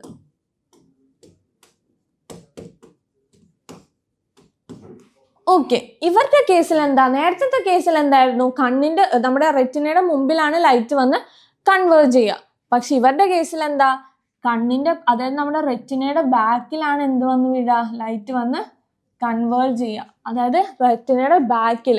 അപ്പൊ എന്ത് ചെയ്യും, നമുക്ക് ക്ലിയർ ആയിട്ട് കാണാൻ പറ്റില്ല അല്ലേ? അപ്പൊ അതാണ് ഇവരുടെ പ്രശ്നം. എന്താണ്, റെറ്റിനയുടെ ബാക്കിൽ വന്നാണ് ലൈറ്റ് വന്ന് കൺവേർജ് ചെയ്യുക. അതുമൂലമാണ് ലോങ് സൈറ്റ്നെസ് കാണാം. അപ്പൊ ഇങ്ങനെയുള്ളവരുടെ പ്രശ്നം എന്താണ്, അവർക്ക് അടുത്തുള്ളത് കാണാൻ പറ്റില്ല, പക്ഷെ ദൂരെ ഉള്ളത് നല്ല ക്ലിയർ ആയിട്ട് കാണാം. അവരുടെ നിയർ പോയിന്റ് 25 ആയിരിക്കില്ല, അവർക്ക് അതിൽ മാറ്റം വരുത്തിയാലേ കാണാൻ പറ്റുള്ളൂ. പക്ഷെ ഫാർ പോയിന്റ് എന്തായിരിക്കും, ക്ലിയർ ആയിട്ട് കാണാൻ പറ്റും. പക്ഷെ അത് നോക്കിയേ, ദൂരെയുള്ള വസ്തുവിന് നല്ല ക്ലിയർ ആയിട്ട് കാണാൻ പറ്റും, പക്ഷെ അടുത്തുള്ളതിന് എന്ത് ചെയ്യും, കാണാനേ പറ്റില്ല. Since the image is not formed at the retina, instead of being formed at the retina, near object can be seen clearly even though the distant object can clearly seen. This defect of eye is the long sightedness. The near point of the eye of such person will be at a distance more than 25. Miss പറഞ്ഞേ, ഇവർക്ക് അടുത്തുള്ള point കാണാൻ പറ്റില്ല, ദൂരെയുള്ള point കാണാൻ പറ്റുള്ളൂ. അതുകൊണ്ട് തന്നെ അവരുടെ നിയർ പോയിന്റ് 25 സെന്റിമീറ്റർ ആയിരിക്കില്ല, അതിൽ മാറാം, അതിൽ ചിലപ്പോൾ കുറയാം, കൂടെ എന്ത് വേണേലും സംഭവിക്കും. പക്ഷെ ഫാർ പോയിന്റ് അവർക്ക് ക്ലിയർ ആയിരിക്കും കേട്ടോ. Some people can see distant object clearly but cannot see the near object clearly. This defect of eye is called long-sightedness. The near point also of person with long-sightedness will be more than 25. This already പറഞ്ഞു. For some persons, even though near object can be seen clearly, they cannot be able to see distant object. നമ്മൾ പറഞ്ഞ case തന്നെ, distance object കാണാൻ പറ്റും, പക്ഷെ near object എന്ത് ചെയ്യുക, കാണാൻ പറ്റില്ല. അങ്ങനെയുള്ളവരുടെയാണ് എന്ത്, ലോങ് സൈറ്റ്നെസ് എന്ന് പറയേണ്ടവ. പക്ഷെ ഇങ്ങനെയുള്ളവരുടെ എന്തായിരിക്കും, ഐബോള് സ്മോൾ ആയിരിക്കും, അതേപോലെ പവർ ഓഫ് ലെൻസും എന്തായിരിക്കും, ലെസ് ആയിരിക്കും. ഇതിലും depend upon the person changes വരുത്താം, ബട്ട് ലിറ്ററലി പറയുന്നത് സ്മോൾ ആയിരിക്കും എന്നാണ് പറയുന്നത്. അപ്പൊ ഇങ്ങനത്തെ അസുഖം അല്ലെങ്കിൽ ഈ ലോങ് സൈറ്റ്നെസ് മാറാനായിട്ട് എന്ത് ചെയ്താൽ മതി, അവരെന്ത് ചെയ്യണം, കോൺവെക്സ് ലെൻസ് യൂസ് ചെയ്താൽ മതി. എന്താണ്, കോൺവെക്സ് ലെൻസ് യൂസ് ചെയ്താൽ മതി. കണ്ടോ, ഇങ്ങനെ കോൺവെക്സ് ലെൻസ് യൂസ് ചെയ്താൽ കറക്റ്റ് ആയിട്ട് റെറ്റിനയിൽ വന്ന് ലൈറ്റ്സ് വന്ന് ഫോക്കസ് ചെയ്യും. ഓക്കെ, അപ്പൊ നമ്മളിനി അതും പഠിച്ചല്ലേ. ഇനി ലാസ്റ്റ് എന്താ, പ്രസ് ബയോപ്പിയ എന്നുള്ള ഒരു ടോപ്പിക്കാണ് നമ്മൾ നോക്കുന്നത്. പ്രസ് ബയോപ്പിയ എന്ന് പറയുന്നത് എന്താണെന്ന് വെച്ച് കഴിഞ്ഞാൽ, പ്രസ്ബയോപ്പിയയിൽ എന്താണ് നമുക്കറിയാം, നമ്മുടെ പ്രായമായിട്ടുള്ളവർ എന്ത് ചെയ്യും, ഇങ്ങനെ ബുക്കൊക്കെ ഇങ്ങനെ അടുത്ത് വെച്ചിട്ട് ഇങ്ങനെ ദൂരെ വെച്ച് നമുക്ക് അവർക്കറിയാം പ്രായമായി കഴിയുമ്പോഴേക്കും എന്ത് സംഭവിക്കും, അവർക്ക് ഇങ്ങനെ അടുത്തുള്ളതും ദൂരെ ഉള്ളതൊന്നും അടുത്തുള്ളത് ക്ലിയർ ആക്കാൻ പറ്റില്ല അല്ലെ, ക്ലിയർ ആയിട്ട് കാണാൻ പറ്റില്ല. അപ്പൊ അങ്ങനത്തെ ഒരു അസുഖത്തിനും പറയണതാണ് എന്ത്, പ്രസ്ബയോപ്പിയ എന്ന് പറയുന്നത്. ഡിപ്പെൻഡ് അപ്പോൾ ഓൾഡ് പീപ്പിൾസിനാണ് കൂടുതലായിട്ട് കണ്ണുണ്ടാവുക. അപ്പൊ പ്രസ്ബയോപ്പിയ എന്ന് വെച്ച് കഴിഞ്ഞാൽ എന്താണ്, the distance of the near point can be varied. അതായത് 25 സെന്റിമീറ്റർ ആയിരിക്കില്ല അവരുടെ അത് കണ്ടാവുക. അതിന് പകരം അവർക്ക് ചിലപ്പോൾ ഇങ്ങനെ കുറച്ച് നീക്കിയാലേ വായിക്കാൻ പറ്റും, ചിലപ്പോൾ അടുത്ത് വെച്ചാലേ വായിക്കാൻ പറ്റും. അപ്പം ഇതിനെ കണ്ണടയൊക്കെ അഡ്ജസ്റ്റ് ചെയ്ത് വായിക്കണമൊക്കെ നമ്മൾ കണ്ടിട്ടില്ലേ, അത് തന്നെ. അപ്പം ആ ഡിഫക്റ്റ് മാറാൻ വേണ്ടി എന്ത് ലെൻസ് യൂസ് ചെയ്താൽ മതി, നമ്മുടെ കോൺവെക്സ് ലെൻസ് യൂസ് ചെയ്താൽ മതി. ഓക്കെ, അപ്പൊ presbyopia, long side, short side, ഈ മൂന്നും നമ്മൾ പഠിച്ചപ്പോഴേക്കും നമുക്ക് എന്ത് ചെയ്യും, നമ്മുടെ കണ്ണിൽ വരുന്ന ചെറിയ ചെറിയ അസുഖങ്ങളും ഒക്കെ കുറിച്ച് നമ്മൾ പഠിച്ചല്ലേ. അപ്പൊ അതൊക്കെ ഇമ്പോർട്ടൻ്റ് ആട്ടോ. നമുക്ക് ചിലപ്പോൾ എക്സാമിനൊക്കെ ചോദിക്കും എന്താണ് പ്രസ്ബയോപ്പിയ, എന്താണ് മയോപ്പിയ, എന്താ ഹൈപ്പർ മെട്രോപ്പിയ എന്നൊക്കെ. അപ്പൊ ആ പേര് കേൾക്കുമ്പോൾ അയ്യോ ഹൈപ്പർ മെട്രോ അങ്ങനെയൊന്നും ആക്കിയത്. മയോപ്പിയ എന്ന് വെച്ച് കഴിഞ്ഞാൽ ഷോർട്ട് സൈഡ്നെസ്, ഹൈപ്പർ മെട്രോപ്പിയ എന്ന് പറഞ്ഞാൽ ലോങ് സൈഡ്നെസ്, ആൻഡ് പ്രസ്ബയോപ്പിയ അതിന് വേറെ പേരൊന്നുമില്ല. ഇനി നമ്മൾ എന്ത് ചെയ്തു, ലാസ്റ്റ് ഈ ചാപ്റ്ററിന്റെ ലാസ്റ്റ് ടോപ്പിക്കിലേക്ക് എത്തി, അതായത് ലൈറ്റ് പൊല്യൂഷൻ. എന്താണ് ലൈറ്റ് പൊല്യൂഷൻ?